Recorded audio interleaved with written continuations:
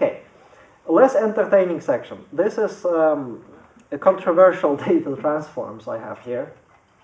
And of course, you know, you've been told if you do like data science or statistics or whatever, when you're using extrapolation, that you can't extrapolate the data, right? I have an example here. Here's like the number of husbands. Yesterday you had 0, now you have 1. We extrapolate that into the future, and then it says, better get a bulk rate on the wedding cake, because you'll have the line growing to infinity. Of course, that doesn't happen in real life. So the extrapolation is like, I have it all the way down here in my scale of danger of being very wrong. So what else is on my scale of danger in different other data transformations? Let's look. Well, let's start from the beginning. So you can remove outliers that happen due to measurement errors or technical artifacts. In that case, you need to be confident that those are actual outliers that happen due to measurement errors, and not remember the weird people that we then exclude because they're weird people and they look weird in our data set. Yeah, but then the next one is noise reduction, 7-day moving average. Do you recognize that technique? Anyone? How many no's do I get? 7-day moving average. Like with trading? Would like moving average like with trading stocks or like indexes?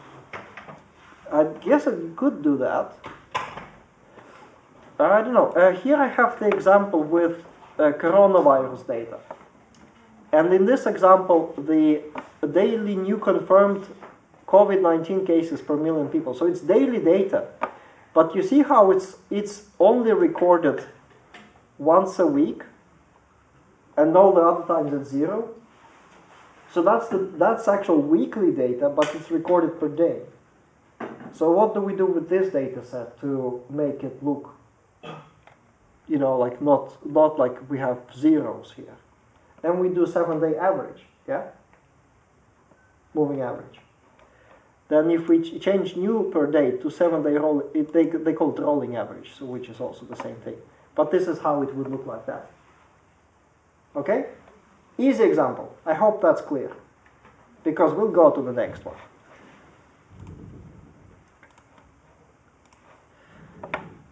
Time harmonization. Yeah. Gap filling, resampling, interpolation. It is often okay to do, and if you are in academia, it would be pretty like okay/easy to convince your supervisor of your PhD or master thesis or whatever that you could do that. So how do you do gap filling and interpolation?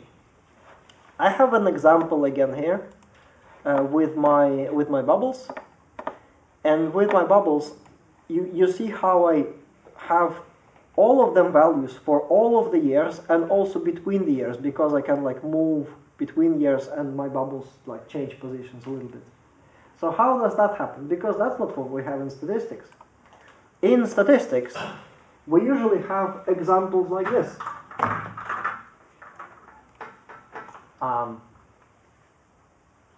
You see that? You see that? All of you are good, and I hope this device is also good.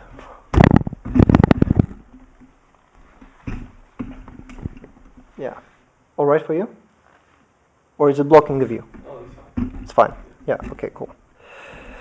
So here I have an example with some years. So this is time.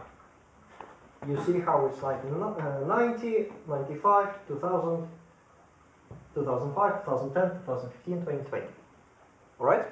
And here I have the data from here, but it's not like it actually happens. But for this example, let's consider this data availability, because not all data is available for every year, right? You have life expectancy that is measured and reported every 5 years. You have population that is measured through census and is reported every 10 years. You have GDP that is measured, here I have every other year.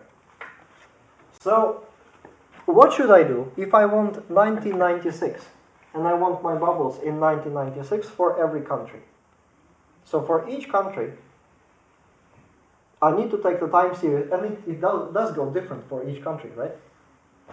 So that's that. So I make a new color. I have green here. My 1996, which is this point,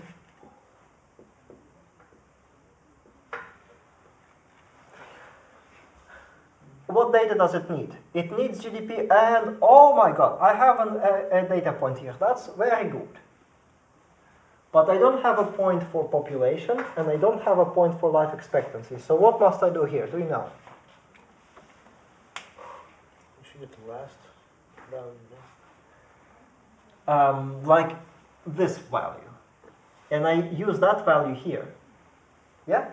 That's one possible way to solve it. That's called step interpolation, or zero order interpolation. That's when my population from this value, so imagine this value would be like here, and that value would be like here. So you say you take the previous value for population, it would look like this. Yeah, I changed my mind. Until here, where we have a new population. And you could do that. No, it's like, yeah, you could make better than this. But this is like one of the ways to solve that problem, and it is sometimes the correct way to solve it.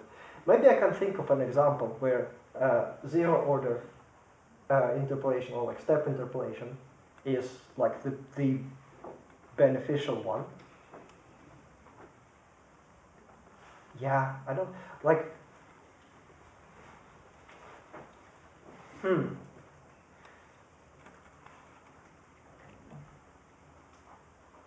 Maybe let's think of like the number of factories a country has, like whatever, like I just made up the example. And the data is recorded when a new factory appears. So we have from the data like a list of years when each factory opened.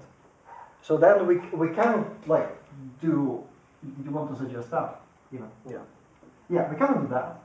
Because we know that there is like no 3.5 factory on the way from 3 to 4. We just know when the 4th factory has opened. So then we just use number 3 until here before we switch to number 4, and then it's number 4 we take a zero order. So see, it's different for different situations. Yeah? But in the case of population, you suggest now we connect them with a straight line like that. Yeah? Alright, so instead of zero order interpolation, do you know how that's called? Linear.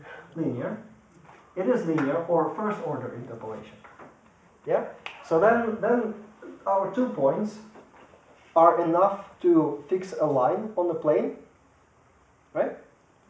With 1 line you can still rotate it around. With 2 lines you fixed 2 points, we fixed the line on the plane. And then our missing population here would be something like there, and then we can find that point here. Yeah? By doing some math. And then math gives us, like, that's basically just linear equation formula. Yeah? And then we do the same with life expectancy, which is missing from here. And then we, again, do the same kind of thing. And then we have life expectancy, and we have a linear interpolation. We find the point here, and we get that. Yeah? Then we can harmonize all them different years, so that we can show our bubbles in the different years, and even between the years. So then there's also like a trick. If you have your, let's say, life expectancy, and I write it in blue, that is available in 1995, 2000.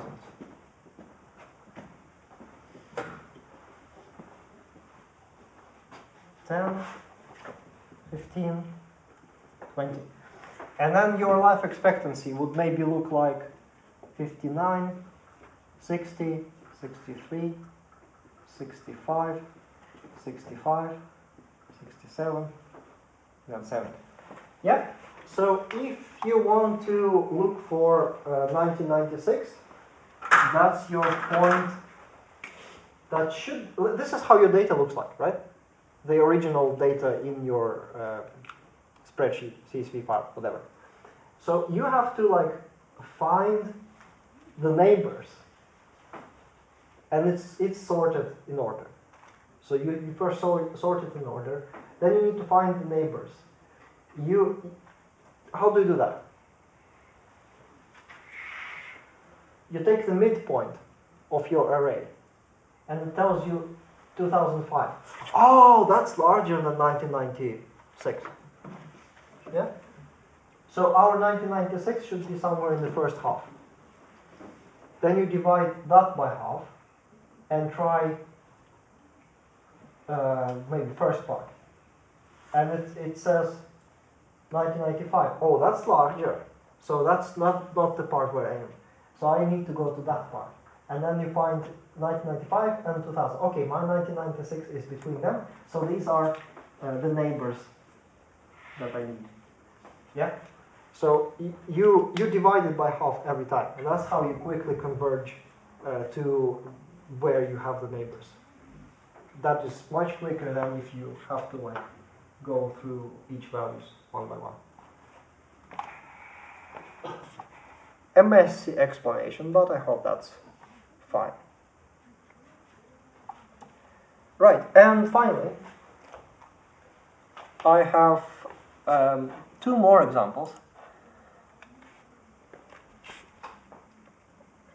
Bridging the series and guesstimation. And we are increasing the sketchiness level, remember that. So I show you first bridging the time series. So when is that useful? It is useful when you have multiple data sources and they are somewhat overlapping. Yeah? For example, let's now write in red because I want to write about population. I have time and I have population here. And I have, in this example, I have data from my church books up until this point. And after that, I have data from a different data source, such as census data. And you see how they're like overlapping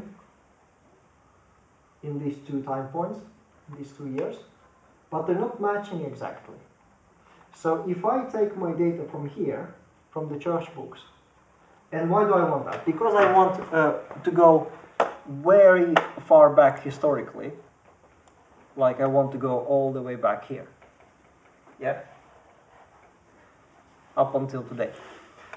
So if I take my data from the church books and then I switch to the data source that is more reliable, I would get a step like that. So then my bubbles would jump. Or if I'm doing a line chart, let's switch to a line chart and let's switch to population here. Yeah, this is the population from 1800s. Imagine there would be like a step here. So once you have a step like that, that's all your user would be able to see. The user is like, oh, what happened there? Like maybe so many immigrants moved into the country, or maybe so many babies were born instantly. Yeah? So then anything else you tell about the data will just disappear because the user will be focused on that weird step that happened on the line chart. So what other methods can we use here? Please come up with a method.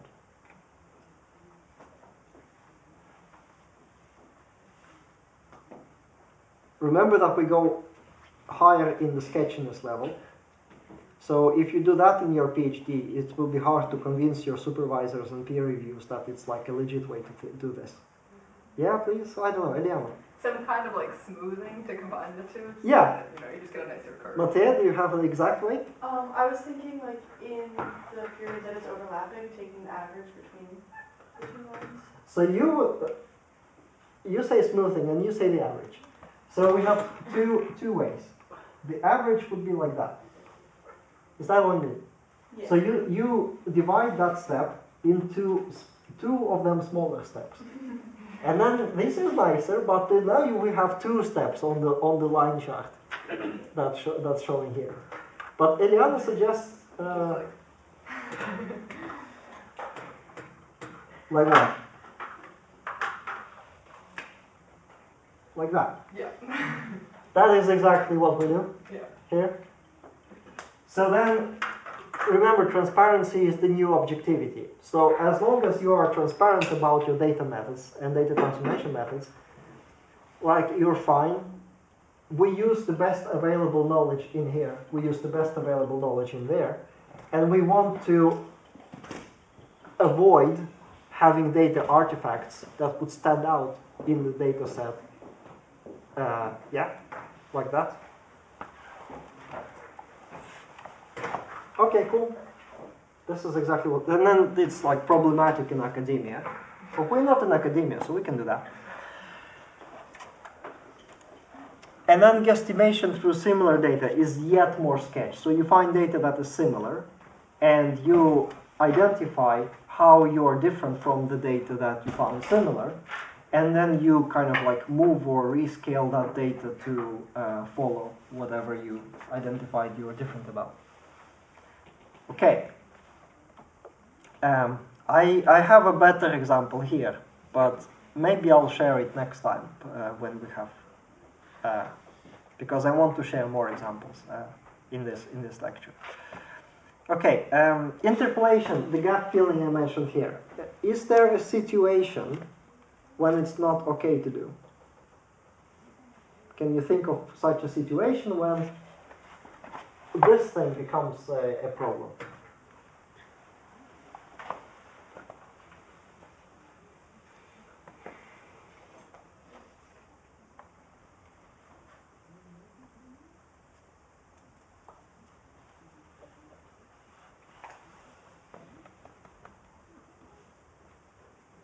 When it might be a little bit extreme, but when there was actually a dip in population because of the war, or like spike in population after like the baby boom right after the war.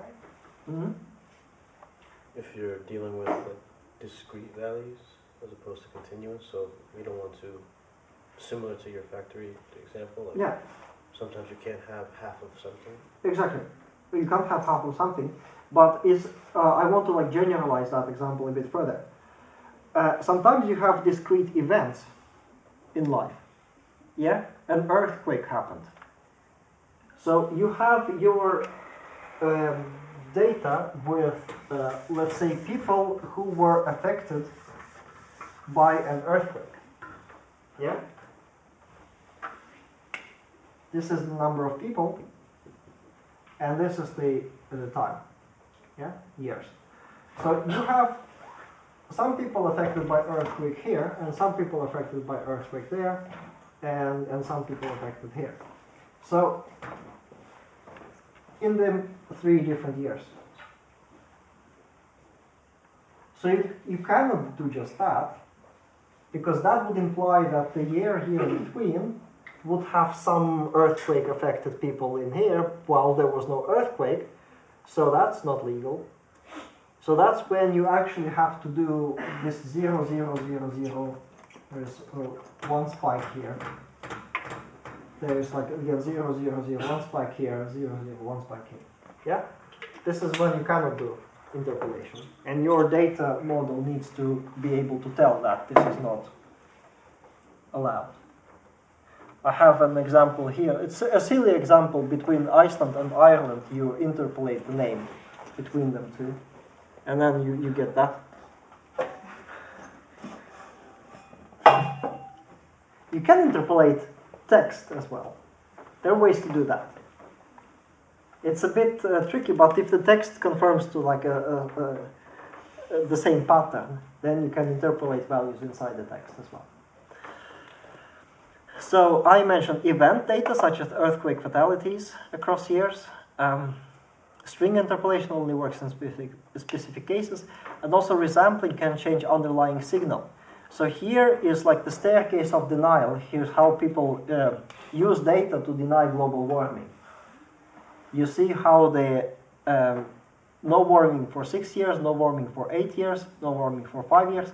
So you can do all these like line trends, averages, whatever, between data points in such a way that you completely reverse the pattern in the underlying signal. Yeah, so you can have these kind of paradoxes when you do the resampling. Okay, finally I have an exercise. It looks like this. This is my electricity consumption in my apartment in 2022. And I have an outlier spike here on the 30th of October between 2 and 3 a.m.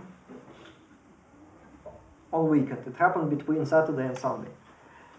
Can you tell me what happened?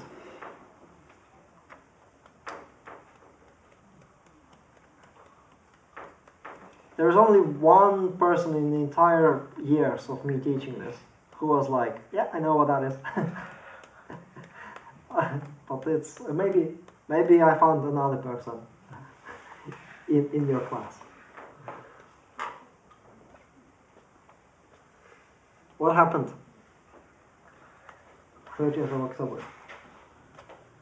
Okay? Does it have to do with Halloween celebration? No, that's not correct.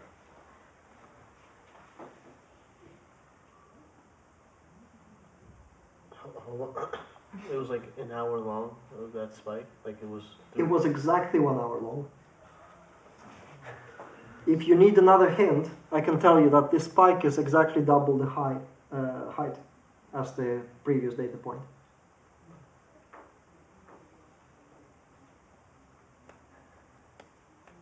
Exactly 1 hour long, exactly double the amount. Now this is like giving away the solution. Something to do with like daylight saving? Yes, this is exactly it. So in this specific situation, 1 hour was, or 2 hours were counted into 1 hour. So there's the double counting in 1 hour of electricity consumption. Yeah? This is an example of a puzzle. You have a couple of more puzzles in the quiz for data transformations. Quiz. Will you be able to release our quiz 1 grade before we take the next quiz? Yes, I hope to do it today. I was like so slow. I actually, please excuse me about being so slow. But yeah, I'll do that. When is the next quiz? I'll think in a week from now. It's like just before you go to another longer travel. So it's just before that. Yeah. But this is an example of a puzzle that you have in the quiz. You have a couple more of those. You have like weird birthdays that have a pattern in them, and you buy a farm in northern Kansas, and the police comes to you to look for criminals, but you didn't have any criminals. These two, and both of the examples, it's like the same kind of situation. Like nothing happened in life that explains this data set or data anomalies, but something in how data is modeled that is resulting in that.